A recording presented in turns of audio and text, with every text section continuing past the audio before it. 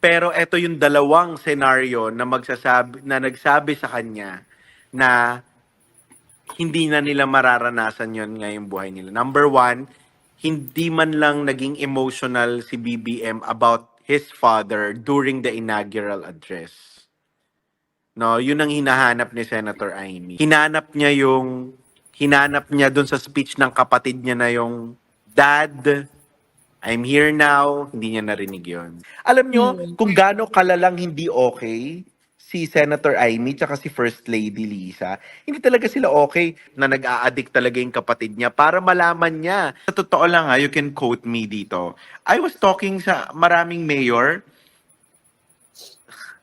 si Amy ang mahal nila, hindi si BBM. So, ako I'm gonna be very honest. Kasi, anong tawag dito, since SAS naman, pinapangalanan niya naman na yung mga, Diyos ko, naloka ako sa, sa usapan nila ni Maharlika. Maharlika. Hindi ko malunok yung siomay sa, sumisigaw ako sa Macau, hindi mo ako narinig, sumisigaw ako sa border. Ano sinasabi Anyways, mo? Ano sabi ko, sinasabi mo? sabi ko, isang American colony traitor. Gawa ganun ako. Anyways, Oh, bakit? so, ako, ang Nila. dami-daming, ewan ko ba, nung nawala yung Facebook mo, sobrang daming nagme-message sa akin. And to be very transparent, I don't know kung paano kayo magre-react kayong tatlo, lalo na si Sas. Especially, I don't know the gravity or the depth of the relationship before. Sobrang heartbroken lang ako sa inyo ni RJ. No, kailangan ko lang tong sabihin kasi ang mga buwaka ng inang followers ni Sas, wala, I'm sure nababasa mo yung mga post ni TP, ginaganyan-ganyan ako. No? Ay, ano ka ba, hindi ka man lang ba magko-comment doon? Alam mo, I've developed before pa kayo ni TP parang maghiwalay ng landas. Nung nag-away sila ni Maharlika at saka ni Pebbles, naipit na ako dyan na parang pwede naman akong gumawa ng sarili naming away, sabi ko. So, wag nyo na muna ako idamay sa away nila. Pero ako, sobrang... Ikaw mo may ipit sa away namin, wala ka namang kinalaman doon. Exactly. Pero gusto kasi ng mga... Eto mga followers mo, lalo na yung followers mo, Sas, they're very, very protective of you. That they want me to react so they can gauge if I'm for TP or for you. Then ako, kinoment ko talaga, I'm with Sas. I'm Facebook friends with TP, pero I don't get it Sabi ko, I don't get it. Pero sa kanilang dalawa, between Sas and TP, hindi ko alam yung buong story, sabi ko. Pero alam ko coming from a person na kagaya ko sa ating apat, hindi ako magpapakahipokrito. Sa ating apat, ako ang may hindi naman kasing bongga ng benefit ni RJ. Pero may benefit naman ako from this administration because I'm with the sister. No, I'm not directly, thank God, yung stupidity ko hanggang dun lang hanggang doon. Hindi naman ako umabot sa level nila BBM kasi si Sas from the very beginning sa meeting namin nila Senator Amy, eto Senator Amy who keeps on telling everybody na Sas is an advisor, Sas is directly sabi ni Senator Amy, sabi ko ganito, SAS naman is connected kay BBM through TP. No, nakalimutan ko lang yung mismong term niya pero hindi entity yun Parang is an entity of her own. Parang gano'n ang dating Para kasing sa amin, sa mga staff ni Senator Amy before we run the parallel campaign, because, well, Senator Amy wants it dignified. That's why she's calling a parallel campaign. Pero hindi talaga parallel campaign yun. She just wants to contribute for the family because she was banned to do so. She was banned to help her brother. Yun lang yun Pinapasosyal lang ni Senator sa parallel campaign. Pero it's not a parallel campaign. It was more of a it was more of she doesn't want to be excluded talaga Well, sa ayun, entirety ng campaign. ayun na nga, no? I just hope na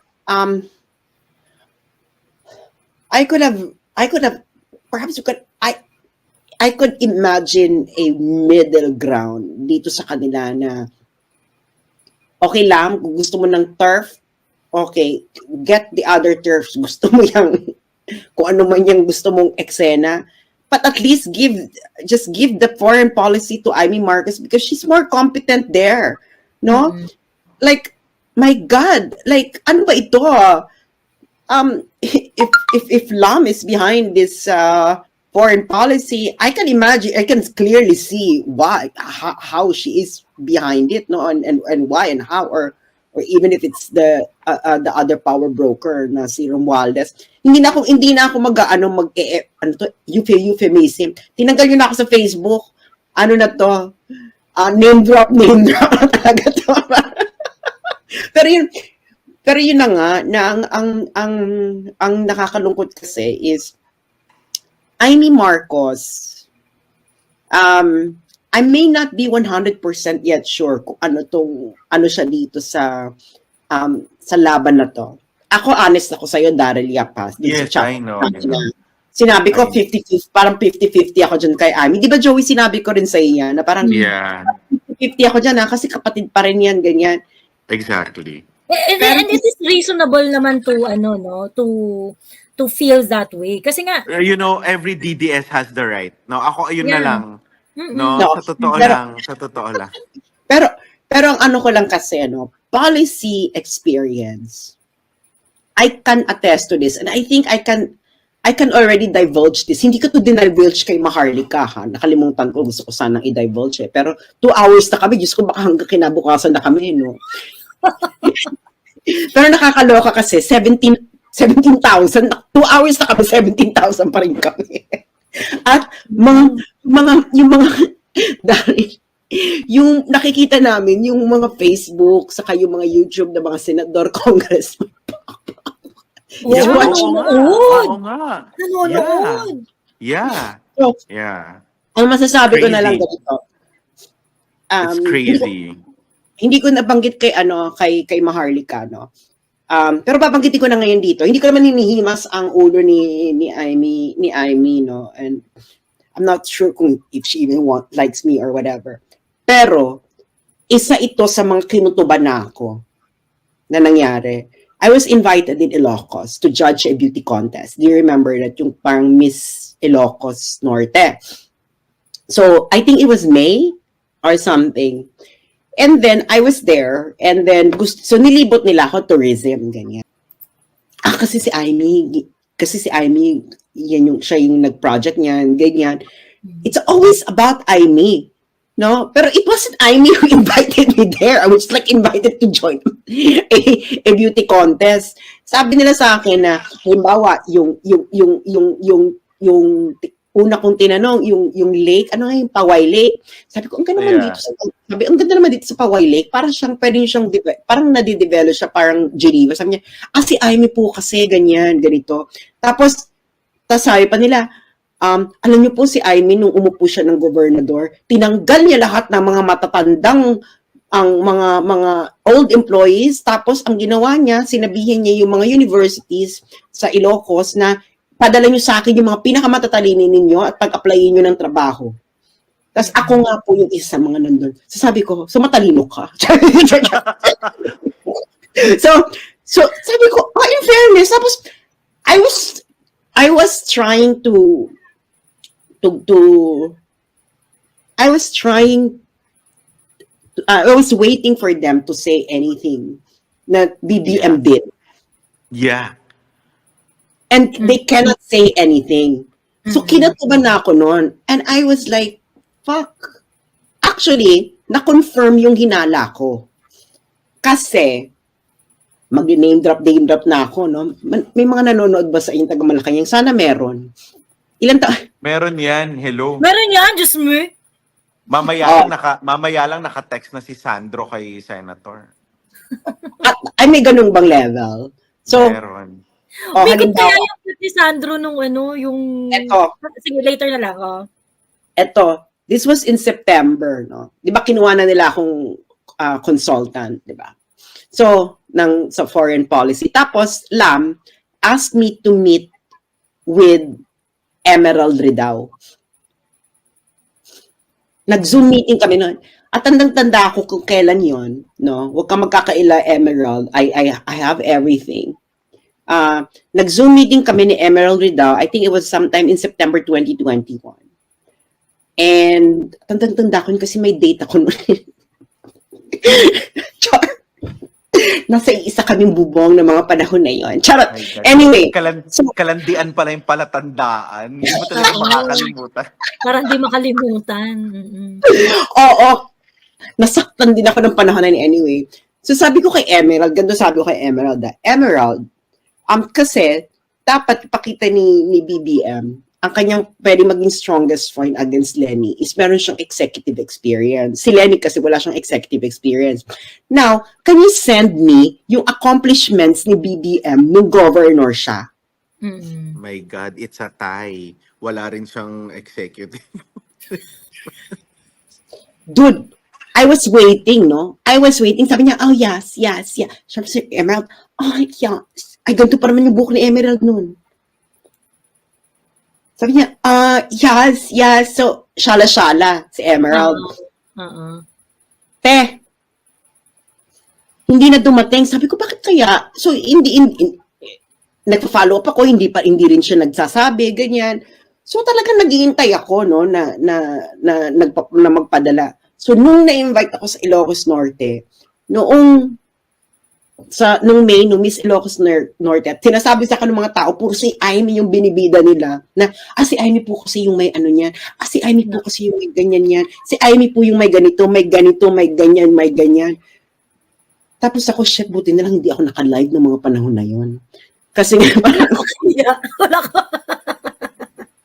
So, nung nandun ako sa Ilocos Norte, dun ko na talaga naramdaman na, kaya palang walang naibigay sa akin sa Emerald. Dahil wala siyang maibibigay. So yun yung ano ko na parang, oh my God, ano ba to? Parang nagkukutob-kutob na ako nung panahon na yun. Just to share, after the triumph, nung nanalo na sila, di ba nagkaroon ng parang PVE, kasama pa sila Rocky noon, kasama pa sila Mami Peng, kasama pa yung nag-Ilocos. At doon, nung inisponsoran ni Senator Amy yun, nag-ikot-ikot sila mag-vlog. Ganyan din ang reaction. It was all Amy. It was really Amy. Sa totoo lang you can quote me dito. I was talking sa maraming mayor. Si Amy ang mahal nila, hindi si BBM. Exclusive na naman to kay Joey Duviv everyday, no? Deep probe. Kasi ang deep probe niyan, ang requirement namin, magpadala kayo ng platform. Kasi doon namin ibabase yung tanong sa platform ninyo. So, nagpadala sila ng platform. So, binigay sa amin yung mga copies ng bawat isang platform. 2 hours before the deep probe. So, isa-isa namin tingnan. Sabi ko, ang taray naman ng mga platform ni ang ganda. Sabi ko, ang taray naman ng platform ni, sino ba yung mga nandun? Si Nograles, si Abelia, sino pa yung isa? Yung sa lefties? Si Calyodi. Even si Montemayor, ganyan. Maayos yung platform. Yung galing sa team ni wala pa yung galing sa team ni BBM. Alam mo kung ano yung binigay sa amin ng SMNI? Gawa pa nung researcher ng SMNI. Mga copy and paste ng mga statement ni BBM sa iba't ibang... Talaga? Hindi sila nag-submit? Alam mo kailan sinubmit? 30 minutes before sumalang si BBM. Talaga? Yes! Textman. Nandun. Tapos, diba, ang una nagtanong ng si Clarita Carlos, sabi niya, oh, wow, very impressive. I see the platform. Very, diba, parang ang kapal daw, ganyan. Pero gusto ko lang sabihin na hindi yung binigay sa amin at the same time nung mga iba. Kaya nga, I was disappointed at the time. Because gusto talaga magtanong from the platform. Paano mo aaralin yung platform Nung nanalo na, actually same group itong sila yung communications ni PBBM. Inano niya kami, nilapitan kami niyan kasi parang gusto nga nila na na parang ano niyo naman yung mga good news about the administration, gawin niyo naman content ng mga vlog ninyo. Mga bobo yan, yung mga communications nila. Tapos direct, hindi ang problem kasi sa kanila, gusto nila magda-download lang. Pagtatanungin mo sila, bakit ganito, bakit ganyan, hindi ka sasagutin. Wala silang wala silang Bobo talaga. wala Bobo silang alam talaga. wala silang alam sa policy positions ni BBM. Kaya pag tinanong mo yan mga ngayon, wala yung masasabi. Pati nga yung mga vloggers nila, walang alam. Lalaitin lang Wala yung mga talaga. vloggers. Alam mo talagang waste of energy actually to read them, to talk to them. Wala talaga. Pag sinabi mong anong alam nila sa policy, di nga nila alam yung policy. Wala talaga lang sila. Celebrate dahil bayad ang program debt. Patangan nyo, sakap yung pagpepepekto sa isa-isa. Ewan ko sa inyo. Program kasi ano yan nabayaran yung debt daw yung program debt. ng taon na to ng taon na to. Ang sarap pagpepekto sa ng putra, guys. Ang caption pa, iyak na naman dyan yung ibang insecure. Putang ina talaga. Feeling ko accomplishment nila yung pagpapatumba doon sa page ni Maharlika. Saka yung pagpapadelete nila sa akin sa Facebook. Yan ang accomplishment, girl. Yun na yung reason for them to celebrate. Yeah, actually. Wala silang alam sa policy. To be honest. Hindi mo sila masisisi. Pag nagsisend kayo ng screenshot sa akin, hindi ako makapag-react kasi hindi mo talaga masisisi. Kung ako, wala lang ako sa loob, hindi ko alam yan, galit na rin ako kay Senator Amy. 'Di ba? Napakadaling makaramdam ng galit at saka ng pakiramdam na tinraidor kay. Totoo naman 'yan eh. Kaya nga ako number one, the reason we supported these people is because of continuity. We wanted continuity and we wanted ako eto sa akin, we wanted the protection. Kasi alam naman natin kung si Lenny ang nanalo noon, di nakakulong na si Digong ngayon, inuusig siya ngayon. Yun yung nasa isip ko, no? In order for us to protect the change, in order for us to, protect the system na talagang iginapang ng nakarang administrasyon, doon tayo sa nagsasabi na itutuloy nila. 'Di ba? So ngayon, hindi natin masisisi yung mga tao kung galit sila. Ang tanong nyo, anong reaction ni Senator Amy? Ito reaction niya, number one, I'm not allowed to say it, pero naman I'm saying things that I'm not allowed to say. So, si Senator Amy, may operation siya sa mata. No? Inoperahan yung mata niya na naluluka naman kami. Lalagyan ko na naman ng pagka-folklore. Wala kasing yung mga espesyalista, wala nakikitang mali. So, kami na naman nila Crisette na naniniwala sa mga nila Attorney Tixie na naniniwala sa mga kulam-kulam. Meron kami mga gayang iniisip. Wala kasing mali sa mata niya, pero she feels something is wrong. So, she finally pushed through with the operation. At habang inooperahan siya nito, habang nagpapagaling siya, dito lumabas tong mga to, yung panawagan ni Maharlika na kapag di ka pa nagsalita, ilalabas ko tong mga ganyan-ganyan. Alam ni Amy tong mga pulburon issue, ganyan. So ako, habang nagagaganyan sila, Senator Amy, nagsinend niya sa akin yung tanong ni Sandro na, what's this? Tita, what's this? Something like that. So ako, hindi ko pa napapanood yon kasi nga, bumbawi ako sa pamilya ko. So, pinanood ko. Ako naman, ito lang ang masasabi ko. No? Ito lang, kagaya din ng sinabi ni Attorney Trixie. It's gonna be very hard for Senator Amy. Ako naman, ito ang sabi ko sa kanya, Senator, magiging mahirap yan para sa'yo kung ang gumagawa ng kapalpakan at kabuktutan ay yung kapatid mo mismo. Siya ba ang gumagawa niyan? Yun yung tanong ko sa kanya eh. Ang sabi naman ni Senator Amy, he is the president. So, whether ang gumagawa niyan ay siya o hindi, kung Sa nagawa kanya yung sisi. under his watch, yeah, siya na yon, sabi niya. Ito yung SAS, ang Lola Malu mo, nakaupo dun sa malayo. Sandro parang ask him na, what did I do wrong ba? Bakit ako ina-attack sa social media? Anong maling nagawa ako? Ang Lola Malu niya, lahat. Gumano na lolo. Alam nyo, kung gaano kalalang hindi okay si Senator Amy tsaka si First Lady Lisa, hindi talaga sila okay. Nanood lang ng paalam Lenlen si Pebbles, hindi na siya okay. Ganon sila ka hindi okay. Hindi talaga sila okay. Yun yung ko. So, wala talagang connection si Senator sa mga nangyayari sa palasyo. Ako wala akong karapatan kasi hindi naman ako kagaya ninyo na all-knowing sa politics eh. Ako, basic lang ako. I'm with an intelligent Marcos talaga. So, alam ni Senator Amy na itong mga kabubuhan nitong mga nangyayari na to, wala sana yan kung ako talaga hindi ko kayang magsinungaling, no? Sa palagay ko kasi, nabudol din to si Senator Amy. yun. To be fair, Go, Coco. go, Sas. Hindi, kasi lagi tayong sinasabihan na nagbago. Parang bakit kayo nagbago? Hindi kami yung nagbago. Ang nagbago yung nang budol. Sinubukan namin lahat, nag-research, anong mga ginawa niya, anong mga policy.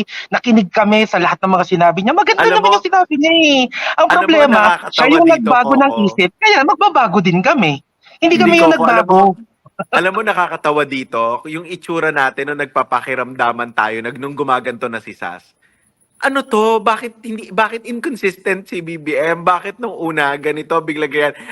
Nung Sas, nung lumalabas ka na nun sa Facebook na ganyan, kaming tatlo nagpapakiramdaman kami. Sabi namin, huy, ano bang lastro natin para ganyan? Naalala nyo ba yan? Oo. Sabi ko, Joey, hindi ko kaya. Aasarin ako ng buong Philippine showbiz pag sinabi ko ayaw ko na. Sasabihin nila ganyan. So, it was very funny at the same time. Nakakapanglambot, no? So, hindi ganito yan, no? Parang ginamit nila si Amy to convince si Inday eh. At ngayon, nagagalit na yung mga DDS kay Amy because si Amy ang kumumbinsi. Yes. Sabi ko ganit. Kaya si Amy galit din because alam mo, if there's one thing, sa lahat ng mga Marcos, Sas, Joey, and Coco, si Senator Amy lang ang nag-sorry sa lahat ng mga human rights abuses nung time na yon. Si Amy lang talaga ang may kakayahang umako ng mga kalabisan. Si Amy lang din ang... Kaya okay ako eh. Kasi kaya naman tayo magkakasundo ng mga siraulo tayo. Siraulo rin si Senator Amy eh. Pero yung ganyan niya, hindi niya kaya to. Ako na nagsasabi sa inyo. Pero gusto ko lang, Daryl, for the sake of my ego and for the sake of the clarification of ng mga taong nakikinig na hindi ako nag-iimbento na I was hired as a foreign policy consultant. Please repeat what I told you. Yes, nung time na yon, nung nag-uusap kami ng staff, ang sabi ko, sobrang laki ng utang ng administrasyon na to kay TP kasi dala-dala ni TP itong mga formidable resource people. Yung pa yung tawag ko nun eh. Pero ang sinabi ni Senator Amy, no, I think they got SAS not because of TP but because of her wisdom when it comes to foreign policy. And I think, sabi niyang ganon, both of them, meaning BBM and Lam, sa palagay ko, believe sila kay SAS. Yun ang term ni Senator Amy. Kaya nagtanong ako, ikaw, believe ka ba? Tapos, Senator Amy said, yung mga boss mo sa Viva, believe eh. Ako naniniwala rin ako sa kanya. Because, yung sa withdrawal of support ba yan? Withdrawal of support. Pag lumabas Oh. yung, hindi ko alam kung totoo yung pulveron video or whatsoever. Pero, if ever na lumabas siya, ano sa tingin nyo, Kuya Miko, Direk, at saka Sas, yung magiging consequence niyan? Kung sakaling Ako? may lumabas. Ako coming from the production industry, it can easily be said na with their stupid stupid echo band, no. Ako kay totoo yan kay hindi, they can easily say na it's number one AI. Secondly, alam mo yon, Daming ano excuse. ang dami excuse niyan though, you know, people are very visual. Hindi ko alam kung anong mawawala sa kanila, pero ano yan, yanig yan, as in, yanig talaga yan, sure ako.